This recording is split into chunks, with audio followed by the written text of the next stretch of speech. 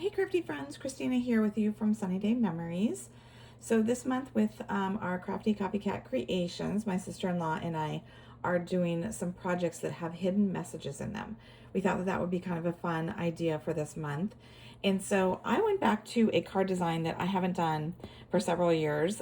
It is a corner bookmark card. So not only is it a card that you can give to the recipient, but you get to go ahead and pull off a little corner bookmark that they can use on a book.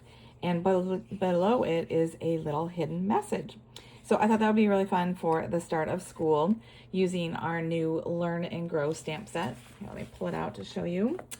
So it's got some great sentiments, some great imagery, perfect for back to school right now. So I am mass producing these right now to take to school to give out. So I am doing them in both the Shy Shamrock, which has been retired, and the Strawberry Slush. So that way it works for both female and male.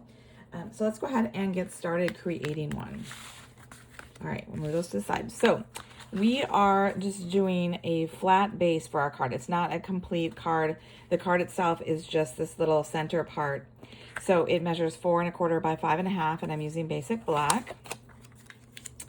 And then I'm going to go ahead and take a piece of, this is from the On The Go collection. I'm actually not sure if it's still current or not, but use any paper you have. It works totally great. 4 by 5 1/4, and I'm going to go ahead and glue this down so that it's on the center of the card base here. And then I have a piece of coordinating colored cardstock, Strawberry Slush. It measures 3 1/2 by 4 1/2. And I'm going to show you a little trick with this cardstock. All right, so I am going to be using our die set called Spotlight on Nature, and it's got all of these fun different circle dies that you can use. And whoops, I am using the one that has, someone's called it like a paper plate, which it totally is kind of like the edge of a paper plate. So I am going to be cutting this out. I believe it is like 2 3/4 inch size. And if you don't know this trick, you are going to love it because it is such a great way to maximize your paper. So I'm going to actually, since this is going to all be layered on, you're not going to see all of it beneath it. You're going to go ahead and you're going to cut your die from the center of this piece of cardstock. So that way we can use that circle on our card here on this piece right here. The other thing you can do, I did not do it, but you could absolutely do it, is you could go ahead and stamp your little crayon also on this piece and cut it out because you have more than enough space to do that. I just did it on a little piece of scratch paper that I had, but it would also work perfectly to go ahead and do on your 3 1/2 by 4 1/2 piece. Okay, so now you can see I've gone ahead and die cut that from the center. And so I'm going to set this aside for just a minute. So I actually wanted to, it's very subtle, you may not even have noticed it, but if you look closely at my card, you can see that there's a little bit of black on that Strawberry Slush because I wanted to bring that in, but I did not want to add another layer and add more bulk to it. So this is a trick that I do a lot. I know that these are retired or Stampin' Up markers. I take the brush tip. You could use your, if you have another black marker that you could use, or you could even use maybe like a Sharpie. I just go ahead and I run it along the edge, and you can see, hopefully it's showing up, put my hand behind it, see how there's a little bit of black to it. So it gives that appearance of having another mat behind it, but you have no extra bulk. So I'm gonna go ahead and do this all the way around, and then I'm gonna go ahead and glue it to the center of this piece. All right, like I said, I went ahead and glued that down to the center there, and I went ahead and stamped my sentiment here on, this is going to be my hidden message portion, and that's actually 2 images. I just put them on the block together. So it's the good luck along with the set of 3 stars there. And so now we're going to go ahead and we're going to start working on the card. So the card itself measures 6 1/2 by 4 1/4, and then you're going to go ahead and score it in half at 3 1/4, and that's just in that basic white color. And I have already gone ahead, like I said earlier, I am mass producing a bunch of these to go ahead and hand out at school, which is going to be starting in a couple weeks. So I went ahead and did all the stamping using my Stampin' Positioner.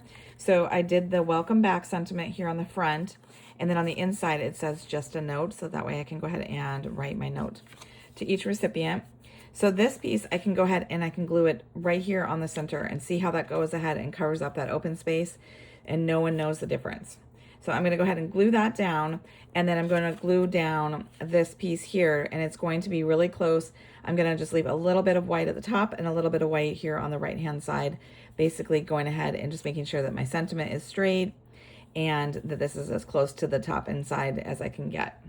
All right, so I've got that all glued down. I'm going to take another piece of some black pattern paper. This is actually retired. It's from the Rock and Roll collection because I wanted to bring in more of that black with it.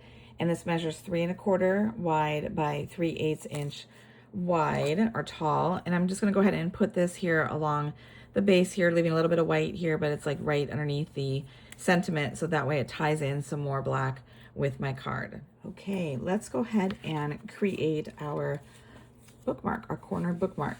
Okay, so you're going to want a piece of pattern paper that coordinates with everything that you're working with. I'm again using that retired Rock and Roll. It is a 5 by 5 piece, and what we're going to do is we're going to go ahead and I'm going to take my paper trimmer and I'm going to score it in half. So if it's a 5 by 5, I'm going to do it at 2 1/2, and then I'm going to rotate it 90 degrees, and I'm going to do it at 2 1/2 again. So basically, you're just dividing up your paper into quarters. Maybe it's a little bit easier to see here if I fold it. Okay. So the reason I folded it also is because now we're going to actually cut one of the squares out. It does not matter which square you cut out. One side of your pattern may be easier to see than the other, so I'm going to use this side to cut from. And that is also something that's really kind of important with this corner bookmark is if you don't like both patterns, you might want to choose a different paper to use because both sides are going to be shown. So I'm actually using my paper trimmer to cut this out. So I'm going back to that 2 1/2 inch mark. You could absolutely use your scissors and do that, but I am using the marks here on my ruler on the cutting guide portion, as well as the marks here on the side. So I'm going ahead and I'm starting here in the center and I'm going up, and then I'm going to rotate it 90 degrees. Again, go to that 2 1/2 spot. I'm going to bring my blade back down here to the center, and I'm going to go up, and so that takes away that square. Very nice and easy. And so this is what you have left. So what you're going to do is you're going to decide which pattern you want to be the main color. And I want this black part to be the main portion. You could do this as well, but what I'm going to do is you're going to flip it over so that the side you don't want to be the main portion is facing up. You're going to bring this corner point in, and let me just fold this again. I'm going to fold it the opposite direction just so I can see a little bit easier. Because what you're going to do is you could fold this corner all the way back to that tip here and have it be an exact triangle. I like to go ahead and leave a little bit of a border, so that's how you're going to go ahead and see that other pattern. So I will bring it closer up so you can see. So you can see that when I fold those back, it's got a slight bit of that stripe pattern showing, which I think is fun. But like I said, if you don't want that to be, you could go all the way to that tip and that would be just fine. Okay.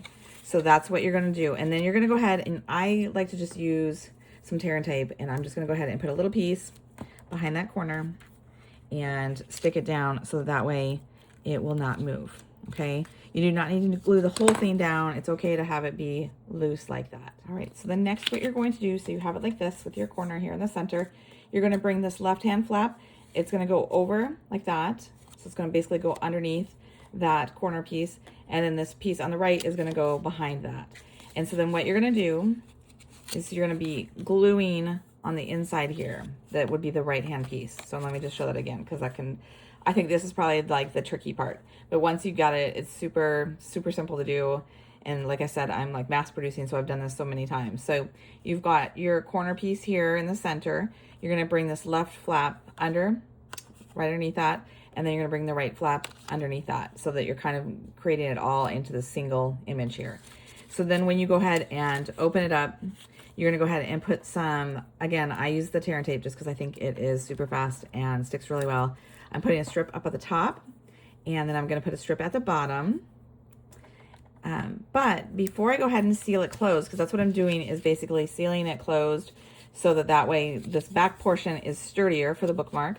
And this is where you're going to go ahead and have that page or in your card go in there. And that's how it creates that bookmark effect. But to make it a little bit more obvious to the recipient that it's something to pull off the card, we're gonna go ahead and put a little piece of ribbon in there. And so you don't need a lot, like this is a 2.5 inch piece of ribbon. So what I did is I actually removed this top piece and I stuck the one end down, kind of centered it from left to right here. And then I took another little piece of the tear and tape to go over that little piece of ribbon, so that way I could bring down that top portion of the ribbon to create a loop. See how that creates a nice loop there, and it's glued together. And then again, one more time, you could use glue dots if you have those would also work. But because I'm already working with this tear and tape, it just is easy enough to just go ahead and use this. And then I'm gonna go ahead and take off this bottom portion, and then we're gonna sandwich that together. Again, this is just making the back side of the bookmark sturdier. So then you have that pocket, that corner there to go ahead and slide in on your card, just like that. So then it shows off both patterns, like I said, which is really fun. Okay, so the final thing then is to go ahead and do the focal point of your bookmark here, and it's also going to go ahead and hide that message so that we've created our hidden message. So we're going to have another one of those die cuts, and it's 2 1/4. It's the same circle that kind of looks like a paper plate edge there, from the Spotlight on Nature collection. And I'm going to do some stamping. So I'm going to go ahead and I'm going to stamp the A+ and the little push pin on that. I'm going to go ahead and grab my black ink, my A+. I'm going to kind of do it at an angle like that, and then my push pin. An angle. So I've got both of those stamped on there. Then what I've done, and I said earlier, you could, you don't need to use a scratch piece. You could go ahead and do it on that back piece here where you cut out that big circle. I'm gonna go ahead and just fussy cut that out. This is in the Strawberry Slush. And then I did, in the Crushed Curry, I stamped the ruler. And so I'm just gonna go ahead and fussy cut this out as well. Okay, so I'm gonna go ahead and glue these on. So if you did not want to do the fussy cutting, you could absolutely just stamp it on here and then color it with some markers or whatever you wanted to. So notice I'm only putting the glue on the center part here because it is going to go over the edge just a little bit, and I don't want it to have any extra glue that gets anything. And then I'm going to go ahead and put some glue here in the center of my crayon so that I can place that also on there. I just thought doing the fussy cutting added a little extra dimension to it, just kind of made it fun. So it's completely up to you how you want to do it. So now then, to go ahead and glue this on here to have the correct placement, because you want to have it be centered on your bigger circle. You want to make sure that your bookmark is flush to the corner here of your card. And then I actually go ahead and I put my glue on that corner piece, just here along the edge, not too far because you don't want it to ooze out either way. So then I can go ahead and center this piece here and then go ahead and stick it down. And so now you can't see that message, right? It's hidden just as we wanted. So it just makes for a fun extra little message to the recipient. So they first get it, they see they welcome back, they see this little ribbon pull, so they can go ahead and pull that off, and then they see the good luck on there. They also get to have this cool bookmark. So it's very functional. It's not just a pretty card that you've made for them, but you've also made them a little gift too. So it's kind of a fun way to do that hidden message and just get more out of it. So I hope you've enjoyed it. We'd love to see your take on this. We do have that public Crafty Copycat Creations group that you can go ahead and post your project to. You can also check out our other projects that we've done the past several months. We always like you guys to play along. Be sure to like this video and subscribe to our channel so you don't miss future videos. And until next time, stay crafty.